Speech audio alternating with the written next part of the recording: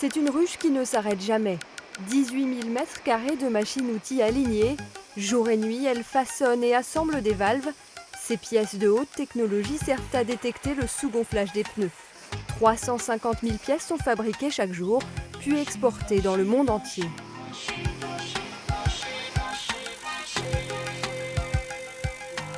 Aujourd'hui, nous fabriquons à peu près 200 millions de produits par an qui sont destinés en grande partie à l'automobile et à l'aéronautique.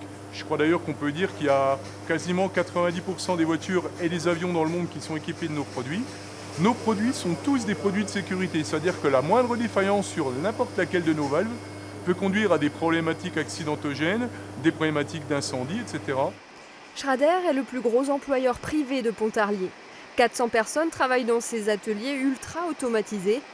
Yves a commencé en 1977, à une époque où derrière chaque machine, il y avait encore un homme.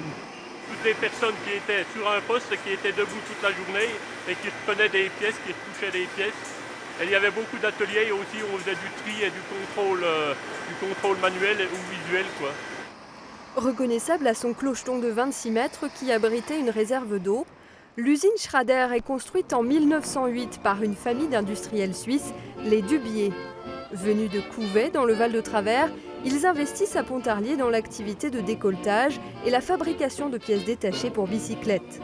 L'entreprise tourne alors à plein régime.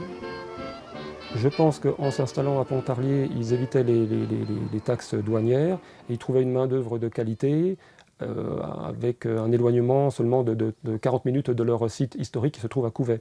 Dubié a profité de l'expansion et de la folie de la bicyclette, et c'est qu'une décennie plus tard, il s'est tourné vers la production de valves. La valve restera son cœur de métier, même durant les 2 guerres mondiales. Une commande faite par l'Allemagne, la Wehrmacht, une demande de ventile, donc de valves. En 1943, on a la date ici. À partir de 1940, Pontarlier est occupé et l'entreprise est contrainte de collaborer. On faisait 12 heures de travail par jour. Et on était 1200. Et qu'est-ce que vous fabriquiez? De l'armement. Des fusées d'obus, exactement. Marcel Vogel a passé près de 35 ans chez Schrader. Il se souvient de ce mouvement de grève en 1959, le plus important de l'histoire de l'usine. On a remonté un syndicat, la CFTC, et puis dans une réunion on a demandé une augmentation, et puis comme les patrons ne pouvaient pas, soi-disant, nous augmenter, parce que on a dit on s'est mis en grève. Et ça a quand même duré plus de 18 jours. Ils obtiendront finalement une augmentation de 20 francs, 10% du salaire ouvrier de l'époque. Depuis 1960, Schrader est sous giron américain. Maintes fois rachetée, l'usine affiche aujourd'hui une croissance à 2 chiffres. Leader mondial dans la valve intelligente, l'entreprise centenaire a toujours su innover pour maintenir son niveau d'excellence.